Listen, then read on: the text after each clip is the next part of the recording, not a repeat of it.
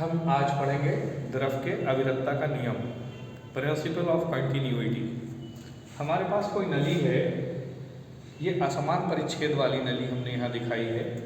इसके एक सिरे का क्षेत्रफल A1 है और दूसरे सिरे का क्षेत्रफल A2 है। एक सिरे पर जो द्रव प्रवेश कर रहा है उसका वेग V1 है और दूसरे सिरे से जो द्रव निकल रहा है, लिक्विड निकल रहा है, उसकी वेलोसिटी V2 है, उसका वेग V2 है। तो क्षेत्रफल A1 है, वेग V1 है, यहाँ पर क्षेत्रफल A2 है, इसका वेग V2 है।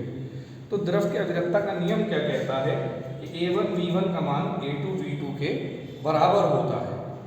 यहाँ हम इसको इस तरह से भी समझ सकते हैं कि कोई भी नली, चाहे वो समान परिच्छेद की हो या असमान परिच्छेद की हो, जब उसमें द्रव नियत चाल से बहता है, कांस्टेंट स्पीड उसकी रहती है, कांस्टेंट वेलोसिटी रहती है, तो जितना द्रव का प्रवेश करता है एक सिरे पर, उतना ही द्रव्यमान उस निश्चित समय अंतराल में बाहर निकलता है। एक सिरे पर प्रवेश करने वाले द्रव का द्रव्यमान दूसरे सिरे से निकलने वाले द्रव के द्रव्यमान के बराबर होता है। ये द्रव के अविरतता का नियम कहलाता है।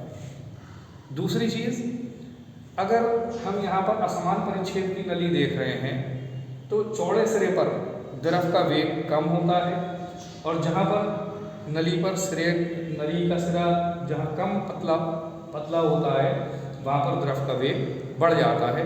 इसको हम इस तरह से भी कह सकते हैं कि कम क्षेत्रफल वाले सिरे पर द्रव का वेग अधिक होता है।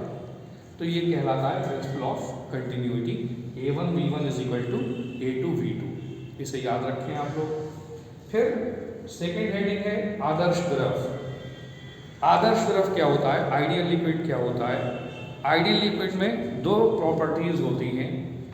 पहली तो है शून्य संपीड्यता, आदर्श द्रव असंपीड्य होता है। और नेक्स्ट है शून्य श्यानता, यानी कोई भी आदर्श द्रव आइडियल लिक्विड अश्यान होता है। इसको हम कहते हैं जीरो कंप्रेसिबिलिटी और शून्य श्यानता कहलाती है जीरो विस्कोसिटी।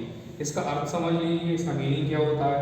शून्य संपीड्यता का मतलब क्या होता है कि आदर्श द्रव असंपीड्य होता है, नॉन कंप्रेसिबल होता है या इनकंप्रेसिबल होता है।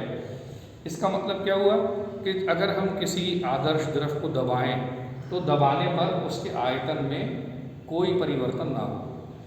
द्रव को दबाने पर उसके आयतन में कोई परिवर्तन ना हो, इसका मतलब है कि आदर्श द्रव असंपीड्य होता है। अश्यान का क्या मतलब होता है, शून्य श्यानता या आदर्श द्रव अश्यान होता है। इसका मतलब ये हुआ कि जब कोई द्रव बहता है तो उसकी परतों के बीच किसी भी तरह का कोई घर्षण बल नहीं लगता है। जो द्रव की परतों के बीच जो घर्षण बल होता है हम उसको श्यान बल कहते हैं।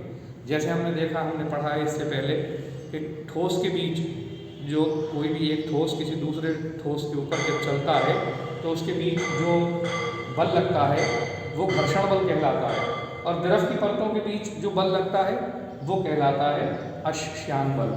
तो यहाँ पर आदर्श द्रव अश्यान होता है और असंपीड्य होता है। ये दो गुण होते हैं, ये दोनों याद होना चाहिए।